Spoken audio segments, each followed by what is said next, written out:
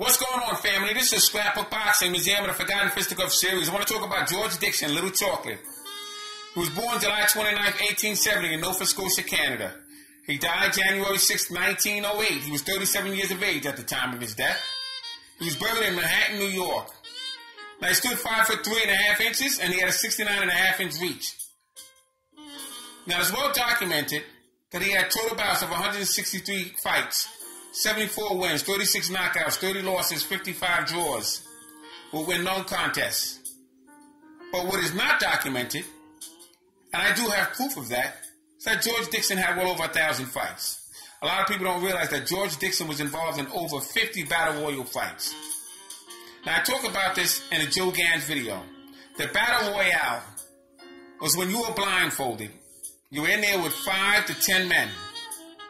You were spun around 10 times, and you were set to go. And you would swing for the fences. And the last man standing would get a few coins tossed at him. That's the boxing that George Dixon was a part of. He was also a part of what they called fight to the death. He was involved in 2 of those matches. And that's what one man did not come out alive. So George Dixon is not credited for what he should be credited for, and I'm here to do that today. George Dixon was credited for being the first black fighter to win a world championship of any sport. But in boxing, he was the first black championship boxer. He was also credited for inventing the shadow box. Now, there's a fighter that inspired to be like George Dixon. He wound up becoming a featherweight champion in 1937. His name was Henry Armstrong. Now, Henry Armstrong would win the featherweight championship strap in 1937 from Petey Salmon. He would win the welterweight championship strap in 1938 and defeating Barney Ross, and he would drop back down to the lightweight division and defeat Lou Ambers and hold all 3 titles simultaneously. But what a lot of people don't realize is that Henry Armstrong used to shadow box for at least 15 rounds for a major championship bout. So what I'm saying is he was shadow box right before a fight with Barney Ross, right before a fight with Petey Cerrone, right before a fight with Baby Arizmendi, or Sefrino Garcia, or Jackie Wilson, or Sugar Ray Robinson, Bo Jack. He was shadowboxed 15 rounds before he stepped in the ring with them. And it gives all credit to the man that invented it, George Dixon. Little Chocolate, George Dixon, had an impact on a man I have rated number 4 as the greatest fighter of all times, Henry Armstrong. Now, George Dixon would win the World Bantamweight Championship bout on May 10, 1888. He would face Tommy Spider Kelly. Now, Dixon was considered a champ after facing Nuke and Wallace. Nuke and Wallace was from England. They would fight 18 rounds on June 27, 1890. Now, on May 31st, 1891, Dixon defeated Cal McCarthy in 22 rounds to win a featherweight championship strap. George Dixon would lose the title to Abe Patel. Now I have Abe Patel, one of the greatest fighters of all time. Abe Patel was an outstanding fighter. He would win that title in 1901.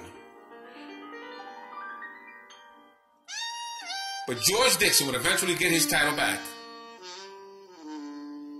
Salute to Abe Patel. I have him ranked number 2 as the greatest featherweight champion of all times.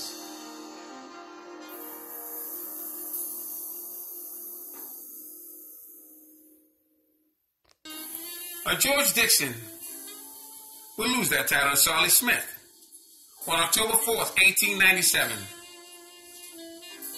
George Dixon had defeated Charlie Smith earlier, 7 rounds. So it was a surprise that he would lose to Solly Smith this time around.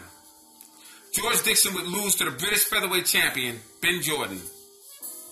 He fought him on July 1st, 1898. Fought him in New York. He would fight him at the Lenox Club. It was a classic 25-round bout. Now, after talks of a third fight with Solly Smith would be knocked out in the 7th round by Dave Sullivan. What actually happened is that Solly Smith had broke his arm and couldn't continue. So Sullivan would have to face George Dixon.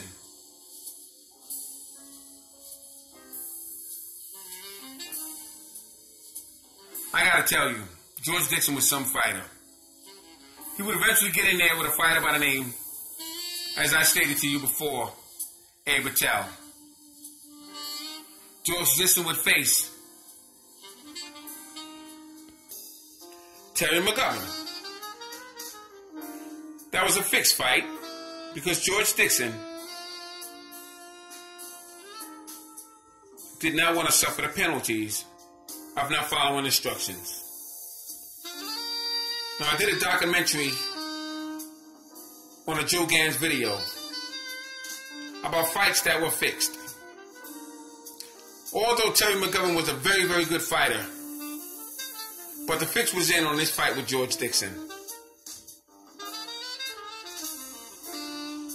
George Dixon would also face a fighter by the name of Harlem Tommy Murphy. Now, Harlem Tommy Murphy was a very, very good fighter.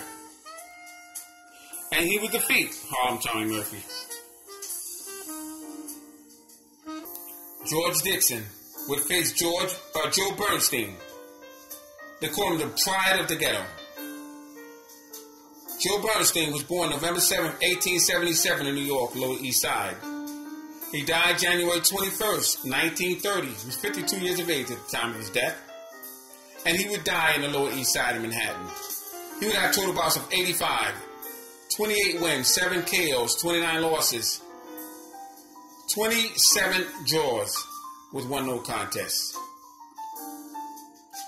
Joe Bernstein was a very, very good fighter himself.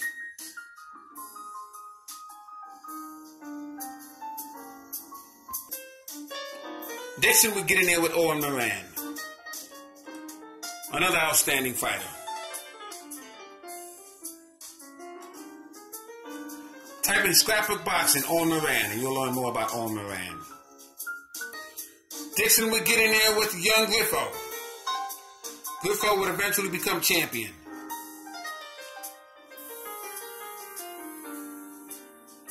Fascinating fighter was young Griffo.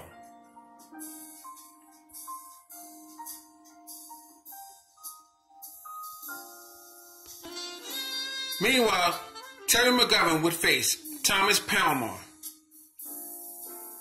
And that would be a classic fight.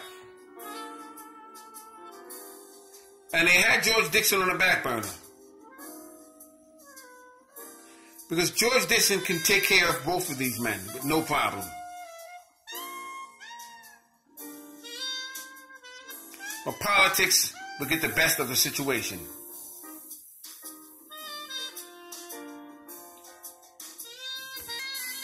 I just wanted to shed a little light on Little Chocolate, George Dixon. Phenomenal fighter. One of the greatest fighters of all time. He was the first black fighter in history. First black featherweight. First black bantamweight. He invented the shadow boxing. He influenced my number 4 greatest fighter of all time, Henry Armstrong. And Armstrong was shadowboxed 15 rounds before every major championship fight. George Dixon was a legend. Like I said, he had over 1,000 fights, over 50 battle royal fights, over 2 fight to the death matches. He wound up becoming an instructor. I can't think of a better fighter to say that I admire more than George Dixon. The time he came around, what he has accomplished, He was only 85 pounds when he began his professional career. Could punch with either hand. Masterful footwork. As a matter of fact, Casper Leon was a fighter that George Dixon would face. He would beat him up so bad that they would ban fighting for over 10 years. Salute to George Dixon. Museum of the Forgotten Fisticuffs series.